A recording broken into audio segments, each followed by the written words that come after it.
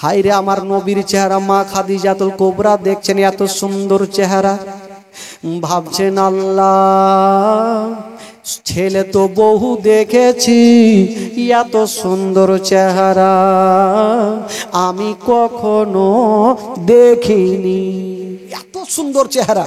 কিন্তু মা খাদিজাতুল কুবরা আবার ভাবছেন সুন্দর দেখে আমার লাভ নেই, যেহেতু আমি বিয়ে করব না, চারটা সন্তান হারা মা, দুটা স্বামী হারা, তো বিয়ে করব না, তো দেখে কি করব।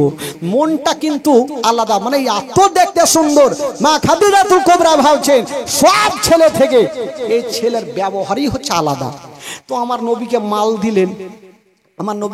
দিলেন যান ব্যবসা করে আসেন। তবে আমার নবীর সাথে দুটা মেয়েকে দিলেন, একটা দিলেন খাজিমা আর একটা মাসেরা পুরাতন গোলামকে দিলেন, যে তোমরা এই আলামিনের সাথে যাও।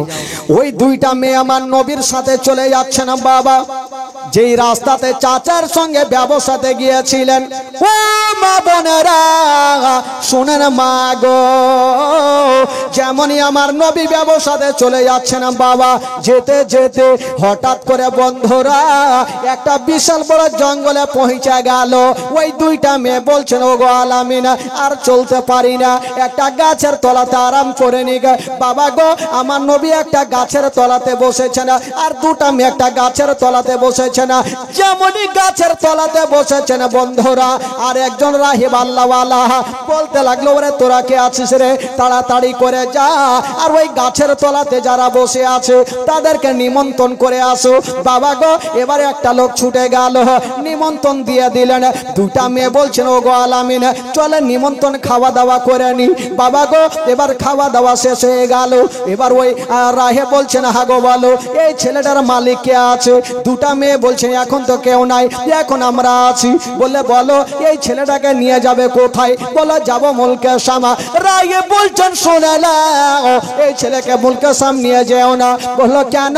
বলে এই জন্য নিয়ে যেও না, এই ছেলেটাকে যদি নিয়ে যাও তবে জিন্দা ঘুরবে না। বললো কেন? বলে এই ছেলেটা সাধারণ ছেলে নয়, এই ছেলেটা হলো শেষ জামানার নবী।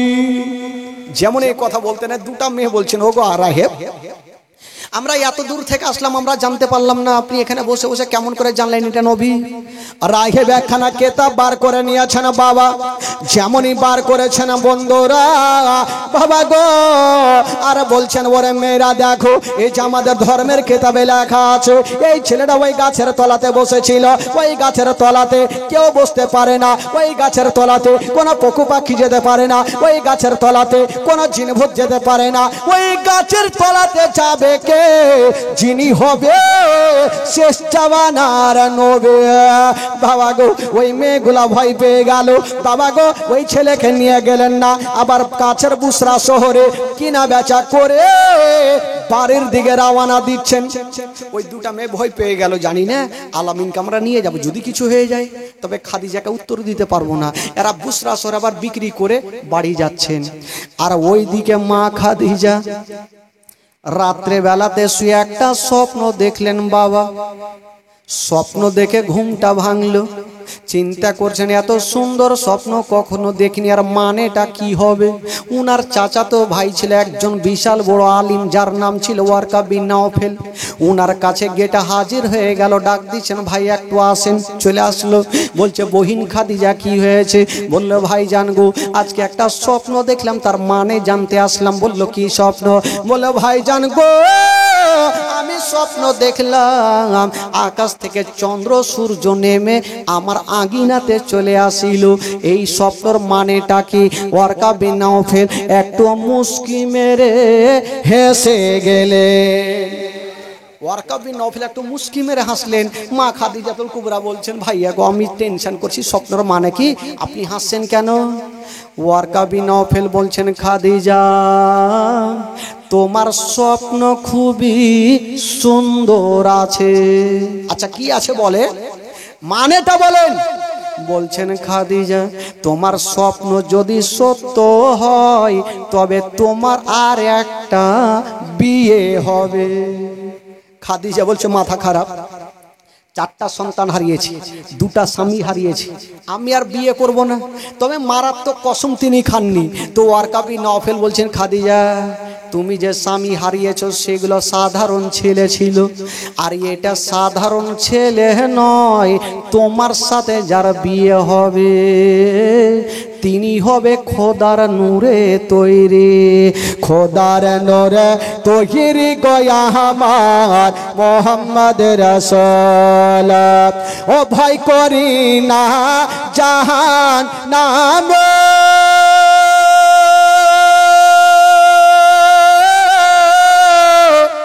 আগুন ডরাই নবীর নামে রে, সে আগুন হবে ফল খোদার নূরে তৈরি গো আমার মোহাম্মদ রাসূল। তার কলেমা পড়তে গো মোরা করব না রে ভোল, তার কলেমা পড়তে গো মোরা করব না রে ভোল। ও যার ইয়াদ সে নামাজ পড়ে, তার ইয়াদ সে রোজা রাখি গো, রইব সুখে আদার ঘরে, হবে না নেকের সমতল খোদার নূরে তৈরি গো আমার মোহাম্মদ রাসূল। তার কলেমা পড়তে গো মোরা করব না রে ভোল। ও নবী আমার পাকা কান্দারে,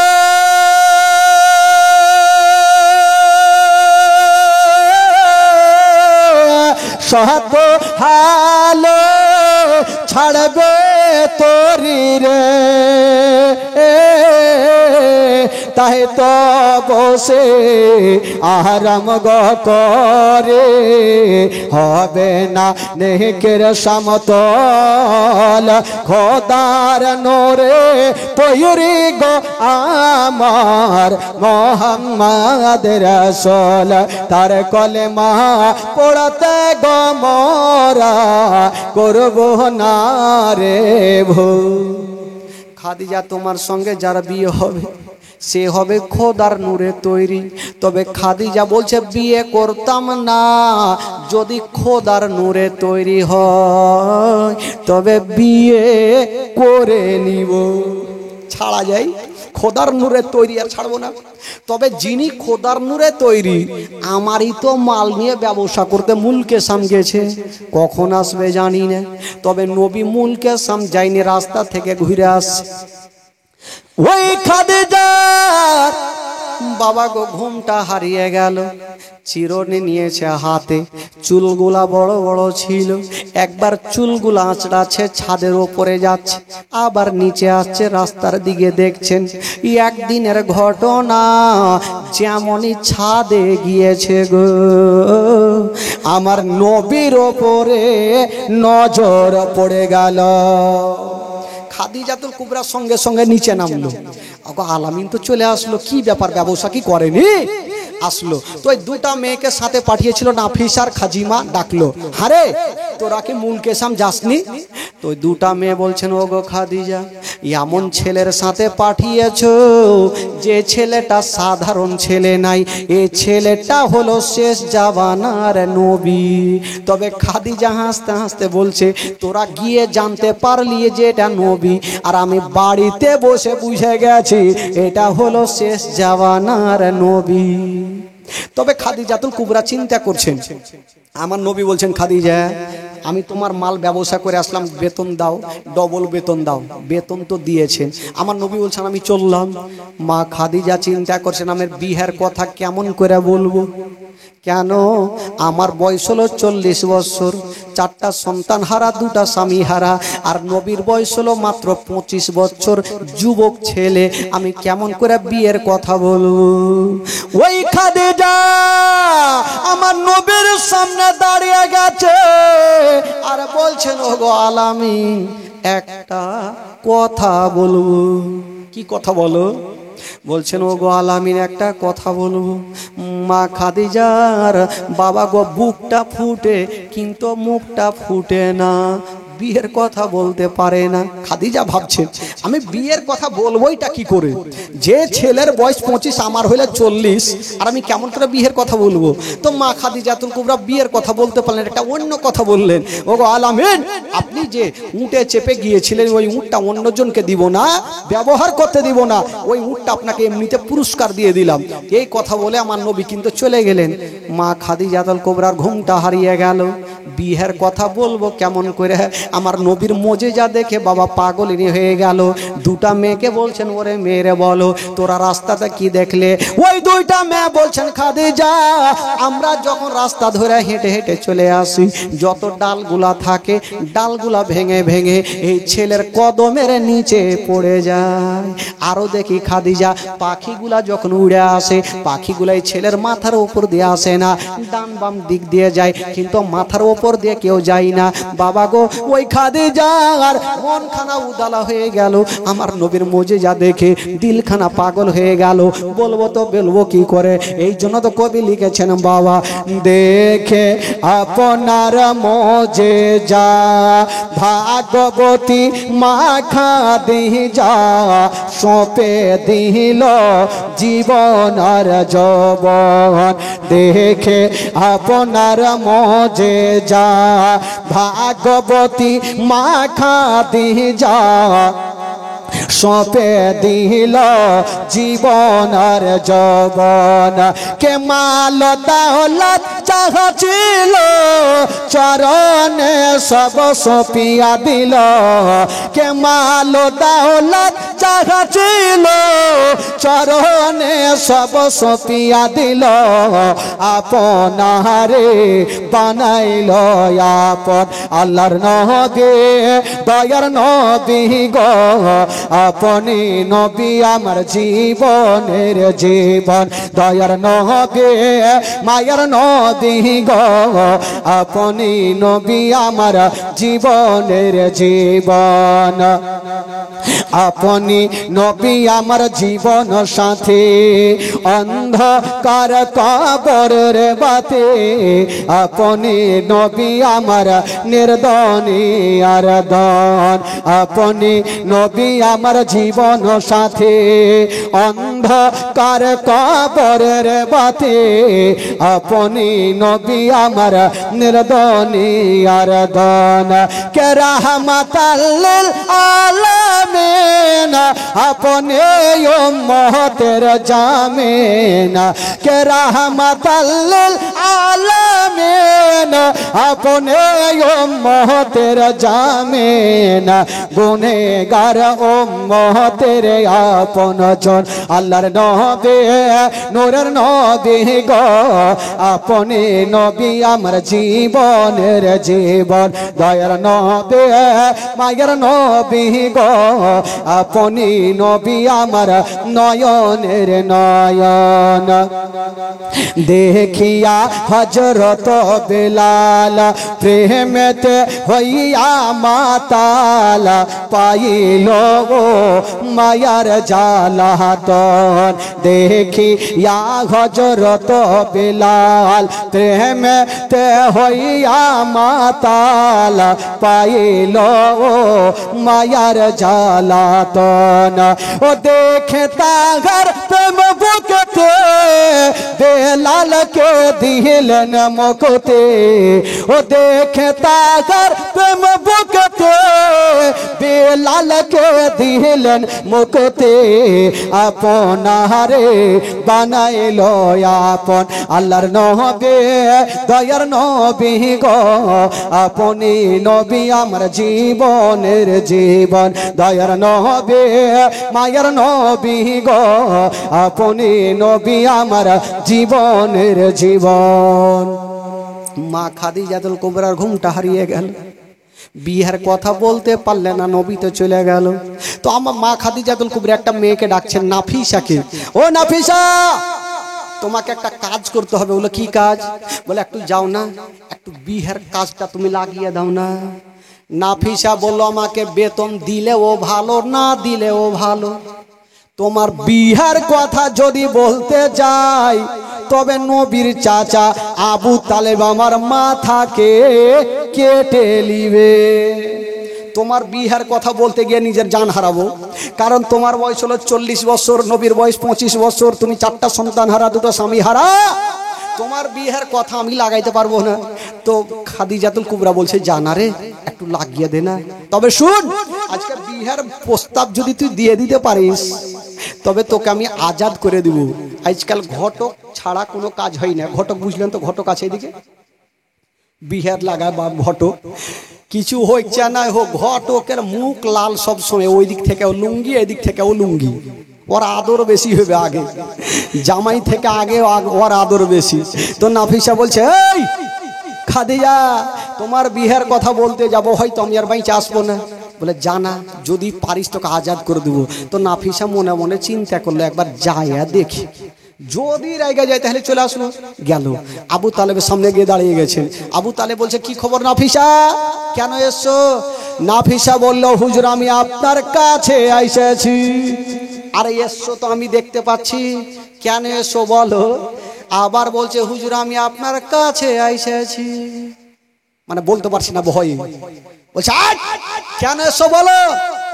আবার বলছে হুজুর আপনার কাছে এসেছি। বুকটা ফুটছে কিন্তু মুখটা ফুটে না। আবু তালেব বলছে কেন এসো বলো? নাফিসা পিছনে ঘুরে দেখছে কোনো গুলখি আছে কিনা ভাগার। গুলখি বুঝলেন? গুলখি কি বলছে আপনাদের খোট্টাতে? গল্লি, গল্লি। তো গল্লি দেখছে, যদি নবীর কি বলে আবু তালেব রেগে যায় তবে গল্লি দিয়ে ভাগে যাবো। দেখছে গল্লি তো বহুত আছে, ভাগার রাস্তা আছে, বইলে দি যা হবে দেখে যাবে। আবু তালেবের সামনে ফের ভয় করছে, যদি ভাগার আগে তার ওরি মারি দেয় সব দিকে চলে যাব। তো নাফিসা চিন্তা করছে গল্লি তো আছে, দেখি আগে বইলে দেখি। নাফিসা বলছেন হুজুর আপনার কাছে এসেছি একটা কথা বলার জন্য। বলল কি কথা? বলল হুজুর আমি আপনার ভাতিজার জন্য ওই মা খাদিজাতুল কুবরার বিয়ের প্রস্তাব এনেছে। যেমন এই কথা বলতে নাই আবু তালেব মাথায় হাত দিয়েছে, বলছে নাফিসা রে তুই কি পাগলি হয়ে গেছিস? বলে কেন?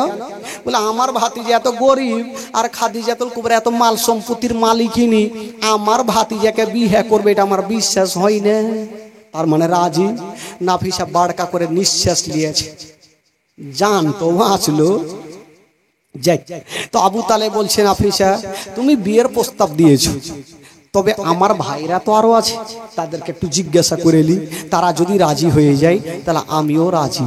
তো বাবা গো সবাইকে জিজ্ঞাসা করা হলো, সবাই রাজি। আমার নবীকে ডাকলেন, আমার নবীকে বললেন, আমার নবীও রাজি হয়ে গেল। আজকাল কোনো বাপ যদি বলে বেটাকে হারে বেটা তোর বিয়ে দিছি, 2টা স্বামী হারা 4টা সন্তান হারা ওই মেয়ের সাথে তোর বিয়ে দিছি, তো বাপ বেটা বলবে বাপ হে তুই কই রে কাজ কাম দেয়, বয়স্ক মেয়ের সাথে বিয়ে করব, নিজের চয়েসে বিয়ে করব, এই হচ্ছে উত্তর দিয়ে দিবে ভাই। কিন্তু কেমন ছিলেন আমার নবী? হচ্ছে রাহমাতুল লিল আলামিন। ইসলামকে শিক্ষা দেওয়ার জন্য আমার নবী বলেছিলেন চাচা আপনারা যেটাতে রাজি আমি সেটাতেই রাজি। বাবা গো রাজি হয়ে গেলেন। তবে আমার নবী মা খাদিজাতুল কুবরাকে একটা কথা বললেন, খাদিজা তোমার সাথে আমি বিবাহ করতে পারি, তবে একটা শর্ত আছে, যত তোমার মাল সম্পত্তি আছে সমস্ত মাল সম্পত্তিকে দান করে দিতে হবে। মা খাদিজাতুল কুবরা বলেছিলেন ইয়া রাসূলুল্লাহ ইয়া হাবিবাল্লাহ নবী গো আমি মাল সম্পত্তি চাই না, আমি শুধু আপনার ভালোবাসা চাই। বাবা গো এবার আমার নবী রাজি হয়ে গেল। যেমন রাজি হলো বাবা, ওই নবী মুস্তাফার বয়স হলো 25 বছর আর খাদিজাতুল কুবরার বয়স হলো 40 বছর। ওই 40 বছরে আমার নবী মুস্তাফার সঙ্গে বিবাহ হয়ে গেল। যেমন বিবাহ হলো বাবা, ঘর সংসার শুরু হয়ে গেল। তবে বাবা গো, আমার নবীর সঙ্গে যে খাদিজাতুল কুবরার বিবাহ হলো বাবা গো, ওই মক্কা নগরের কিছু গরিব মেয়েগুলা মাথায় হাত দিয়া রাস্তার ধারে বসে গেছেন। কিছু গরিব মেয়েগুলা বসে গেছেন কেন জানেন? আলোচনা করছে, হাগো আমরা যখন অভাব অনাটনে পড়েছিলাম খাদিজাতুল কুবরার কাছে গিয়ে চেয়েছিলাম, তো খাদিজাতুল কুবরা হাত মুঠি বোঝাই করে আমাদের পৌঁছাতে দিয়েছিল, গন্তি করেও দেখেনি। আজকে তো ওই মাল সম্পত্তির মালিক আলামিন হয়ে গেছে, উনি দান করবে কি করবে না তার জন্য মনটা খারাপ করে বসে আছে। মা খাদিজাতুল কুবরা বলছে না, ওগো মক্কার মেয়েরা, আমার স্বামীকে তোমরা চিনতে পারোনি, আমি কি দান করনেওয়ালা, আমার থেকে আমার মাতার তাজ হলো বেশি দান করনেওয়ালা। ও যুবক বন্ধুরা, এই জন্য তো বলে দেয় বাবা, কাউরি স্বামী দানি তো বিবি কাঞ্জুস, আর বিবি দানি তো স্বামী কাঞ্জুস। থাকে না, কাউরি স্বামী যদি বেশি দান করে তো বিবির কাঞ্জুস, আর বিবি যদি বেশি দান করে তো স্বামী কাঞ্জুস। একটা ছিল ভাই জানেন, একটা বাদশা প্রচুর দান করত, কিন্তু বাদশার বিবি এত কাঞ্জুস নি, একখান জিলাপি এক মাস চুইসা খাইতো। अब चिंता करें कत कंजूसनिर बेटी तो जीवने दान करतो ना। तो एक बादशाह प्रचुर दानी व्यक्ति, तो एक लोक एक माछुआ एक माछ पेয়েছে নদীতে। মাছুয়া বলে না কি বলে, যারা মাছ বেড়ে বেড়া কি বলে ওদেরকে, মাছুয়াই বলে। তো এত বড় মাছ পেয়েছে, তো উনি চিন্তা করছেন, ওই ওই বস, তো মাছুয়া চিন্তা করছে যে মাছটা যদি বাজারে নিয়ে যাই তো 1000 পাবো, আর বাদশার কাছে যদি দিই না হলে 4000 পাবো। তো গেল, যে বাদশাকে বলছে, বাদশা নামদার এই যে ভালো মাছ একটা নিয়ে আসলাম, বাদশার চেহারা দেখা বুঝা গেল এ কিছু বেশি পাওয়ার আশাতে এসছে, তুই মাছটা রেখে দে। মাছটা রেখে দিল। কি হলো, বস হইল রে বাবা, হইল, সাপটা ঢুক গেছে নাকি? একবার মোহব্বতে বলে দেন সুবহানাল্লাহ, আরো জোরে বলুন সুবহানাল্লাহ, আরো মোহব্বতে বলুন সুবহানাল্লাহ। তো বাদশা বলল, এই মাছটা রেখে দাও। মাছটা রেখে দিল, আর আলমারি থেকে 4000 টাকার বান্ডিল ওই মাছুয়াকে দিয়ে দিল। একটা মাছের দাম 500 টাকার জায়গাতে যদি 4000 পায় তো ওর মতন খুশি কেউ হইবে? ওরা একদম খুশি খুশি কিন্তু ভাগছে। ওইদিকে বাদশার বিবি এখন জিলাপি এক মাস চুইসা খায়। উনি বলছে, ওই বাদশা কাজ কাম নাই, একটা মাছের দাম কখনো 4000 হয়? না হলে 500 টাকার জায়গায় আপনি 1000 টাকা দিলেন, কেন 4000 দিলেন? যখন স্বামীকে হুড়কি লিয়েছে তো বাদশা বলল, হারে পাগলি, গেল তো গেল, গরিব মানুষ দোয়া করবে বলে দোয়া মোয়া বুঝি না, ঠগা হয়ে গেল। বলে ঠগা হয়ে গেল তো কি করবো, দিয়ে তো দেশে আর কিছু করার আছে? বলে আছে। বলে ঘুরিয়ে লেওয়া যাবে না? বলে লেওয়া যাবে। বলে কেমন করে? বলে আপনি মাছুয়াকে ডাকেন আর ডেকে বলেন, তুই যে মাছটা দিয়ে গেলি ওই মাছটা বেটা না বেটি মাছ। তো বাদশা বলে, হারে যদি বলে দেয় যে মাছটা বেটা, তো আপনি বলেন আমি বেটা মাছ খাই না, তোর টাকা দিয়ে যা, তোর মাছ নিয়ে যা। আর যদি বলে দে বেটি, তো বলবেন যে আমি বেটি মাছ হাঁড়িতেই তুলি না। ঠিক আছে, ডাকলো মাছুয়াকে, এই মাছ শোন, আরে তুই যে মাছটা দিয়ে গেলি এ মাছটা বেটা না বেটি? মাছুয়া বুঝে গেল আর টাকা লওয়ার বুদ্ধি কইছে, হয় বাদশার বুদ্ধি না হয় কাঞ্জুসনির বুদ্ধি। দেখি মাছ কেমন লাই, দেখছি। বলছে, বাদশা নামদার হক কথাটাই বলবো, মিথ্যা বলবো না। আমার মাছটা বেটাও নাই বেটিও নাই, আমার মাছটা হলো হিজড়ে। বাদশা বলে, তুই আরো 4000 লে। বাপের কালে হিজড়া মাছ দেখিনি, আজকাল নতুন দেখলাম। 4000 করে 8000 পেয়েছে ভাই। ওর মতন খুশি আর হয়? ও 8000 টাকা পকেটে ভরতে গিয়ে 1 টাকা কিন্তু কাচ্চি পড়ে গেছে। ওর যেমনই পড়েছে ওইটাকে উঠিয়ে ধুলা ঝেড়ে চুমা খাইয়ে পকেটে ভরেছে। তো বিবি বলছে, হাগো ওকে 2 খাপে 8000 টাকা দিলেন, ওর 1 টাকা পড়ে গেল, তো ওইটাকে উঠিয়ে ধুলা খাইয়ে ধুলা মুছে পকেটে ভরেছে। ওই কাঞ্জুসের মাছকে হু খাই, ওকে ডাকেন, তোর মাছ খাবো না, মাছ দিয়ে যা, নিয়ে যা আর টাকা দিয়ে যা। ডাকলো, এই শুন, হারে তোকে যে 8000 টাকা দিলাম, তোর 1 টাকা পড়ে গেল, তো কি হলো রে? এই যুগে 1 টাকার কি দাম আছে?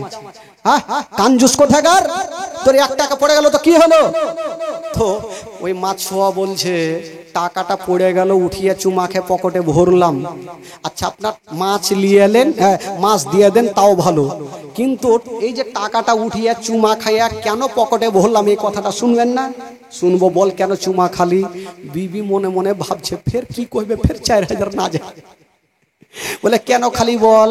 তো চট করে বলছে মাছুয়া যখন 8000 টাকা ভরছিলাম 1 টাকা পড়ে গেছে, ওইটা উঠিয়ে চুমা কেন উঠালাম? যখন উঠিয়ে দেখছি আপনার নাম লেখা আছে, ভাবলাম এই টাকাটা এইভাবে পড়ে থাকবে, কত নামাজি বেনামাজি এটা দিয়ে হাঁটবে, আপনার মুখে মুখে লাত মারবে, তার জন্য হুজুর আপনাকে ভালোবাসে, উঠিয়ে মুখে চুমা খেয়ে পকেটে ভরেছি। বাদশা বলে তুই আরো 4000। আমার বিবি আদর করে কোনদিন চুমা খেলো না, আমার তুই আর নামে চুমা খেয়েছিস, আরো 4000 লে। বিবি বললো স্বামী গো, বলে চুপ চুপ চুপ চুপ। ফের তুই কি বলবি, ফের 4000 যাইবে। দাঁড়ান ইসলাম বন্ধুগণ, এই তো বলে কাউরি বিবি কাঞ্জুস স্বামী দানি, আর কাউরি স্বামী দানি তো বিবি কাঞ্জুস। দাঁড়াদার বন্ধু করে বাবাজি, তবে মা খাদিজাতুল কুবরা যা দান করতেন তার থেকে আমার নবী বেশি দান করতেন। আসুন একবার জোরে সোরে দরুদ পাক পড়ুন। আল্লাহুম্মা সাল্লি আলা সাইয়্যিদিনা মাওলানা মুহাম্মদ ওয়ালা আলে সাইয়্যিদিনা ওয়ালা আলে সাইয়্যিদিনা মাওলানা মুহাম্মদ। একবার মোহব্বতে বলুন তো সুবহানাল্লাহ। সুবহানাল্লাহ। একটু জোরে বলুন সুবহানাল্লাহ। সুবহানাল্লাহ। বাবাকে একটু আপনাদের মনটা চাঙ্গা করে দিই, কারণ আপনাদের ঘুম লাগতে শুরু হয়ে গেছে, আমি জানি আপনাদের ঘুম লাগছে। একটু আপনাদের উর্দু গজল আপনাদের ভাষায় একটু আপনারা জোরে সোরে আমার সাথে পড়ুন, তাহলে ইমানটা তাজা হবে। কেউ চুপ করে থাকবে না, সবাই পড়ুন। তুম ভিকারো কে উনকা চর্চা अपना दिल चमकाओ, ऊंची में वो ऊंचा नबी का झंडा, अजमत वाला नबी का झंडा, रिफवत वाला नबी का झंडा, घर घर में लहरा वो पुकारो या रसूल अल्लाह,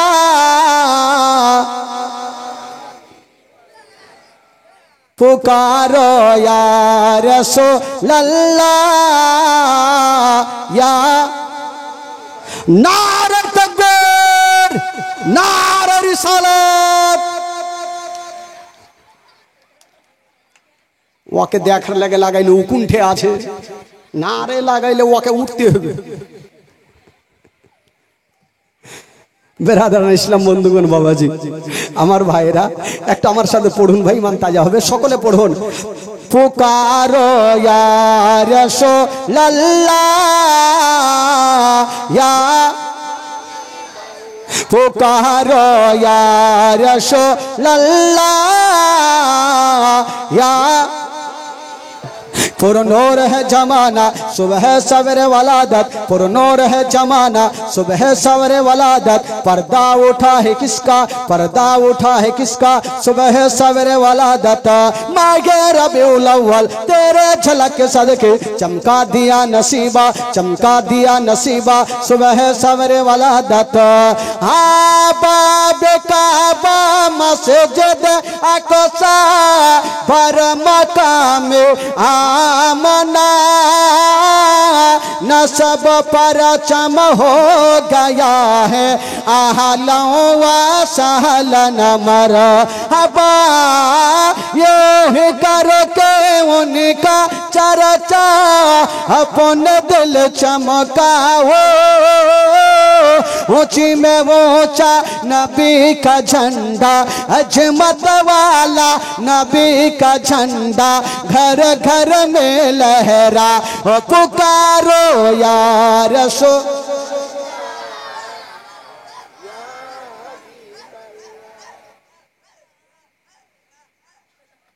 पुकारो या रसूल अल्लाह,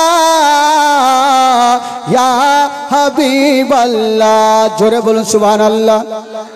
মা খাদিজাতুল কুবরার সঙ্গে আমার নবীর বিবাহ হয়ে গেল।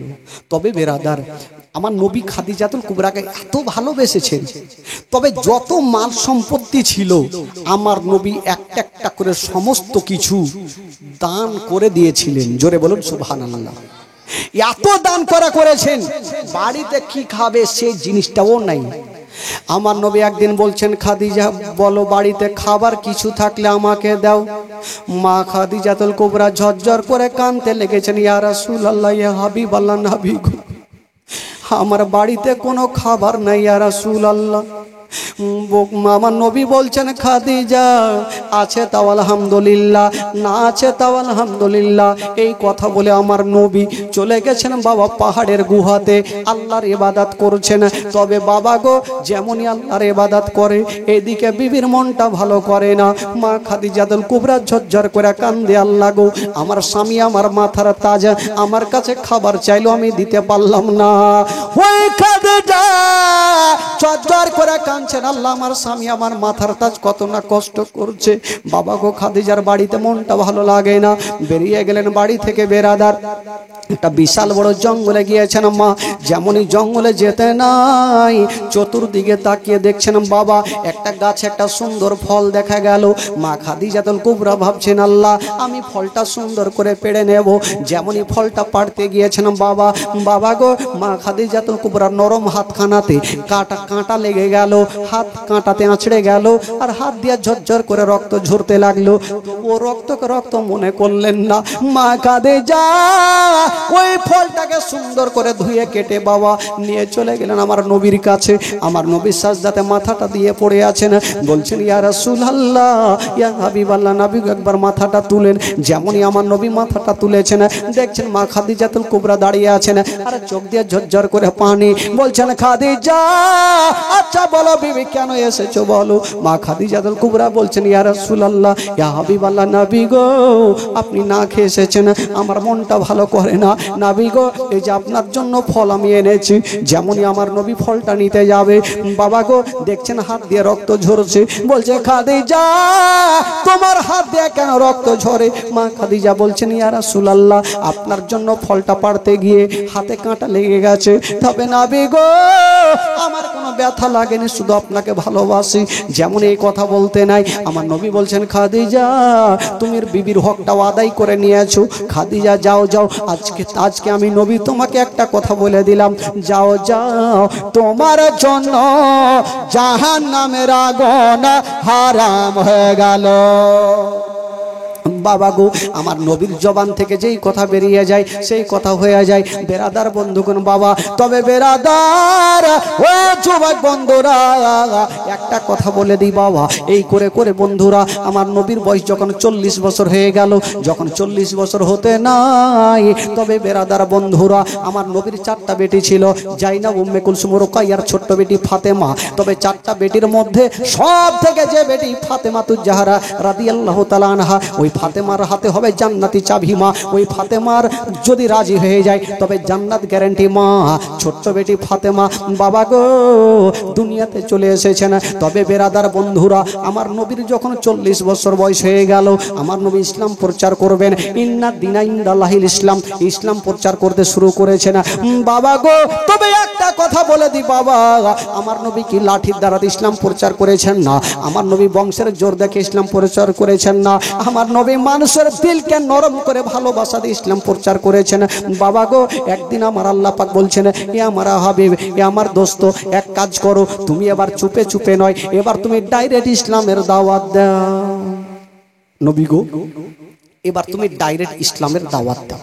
বাবা গো, আমার নবী যে 40 বছর ইসলামের দাওয়াত দিয়েছে, আমার নবী একদিন একটা পাহাড়ের উপরে উঠে একটা ডাক মারলেন, আর যেমনই ডাক দিয়েছেন, আবু লাহাব, উতবা, সাইবা, আবু জেহেল সবাই এসে হাজির হয়ে গেল। আমার নবী একটা পাহাড়ের উপরে দাঁড়িয়ে আছেন।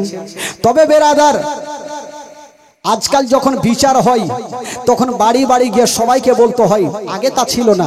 একটা উঁচা পাহাড় ছিল, সেই পাহাড়ের ওপরে উঠে একটা ডাক মেরে দিত, সবাই বুঝে যেত আজকে বিচার আছে, সবাই চলে আসতো। সেই দিন আমার নবী একটা উঠে ডাক মেরেছেন, সবাই চলে এসছেন। আবু লাহাব, উতবা, সাইবা, যত শয়তানেরা ছিল সব হাজির। আমার নবী চুপচাপ দাঁড়িয়ে। এইভাবে আমার নবী সবাই যখন বসে আছেন, কি হলো আর ঘে,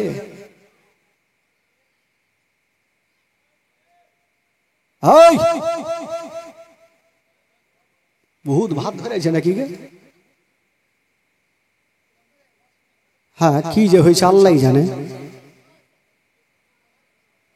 একটু বসেন বসেন, যদি কোনো সমস্যা থাকে তাহলে ওকে নিয়ে বাড়ি যান। কেউ যদি ওরকম থাকে ওকে বাড়ি নিয়ে যান। ব্যাং আছে, ব্যাংটা আছে তো ধরে ফেলে দেন একটু দিকে, কি আছে?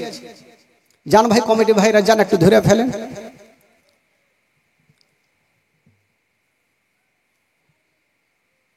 হয়েছে হয়েছে, ভালো হয়েছে। হ্যাঁ, এবার শুনেন ভাই, একটা দুঃখের ব্যান, একটু চোখের পানি ফেলতে হবে ভাই, একটু সবাইকে কাঁদতে হবে। মা, একটু সবাইকে কাঁদতে হবে। মা গো, আমার নবী একটা পাহাড়ের উপরে উঠে ডাক মেরেছেন, সবাই হাজির।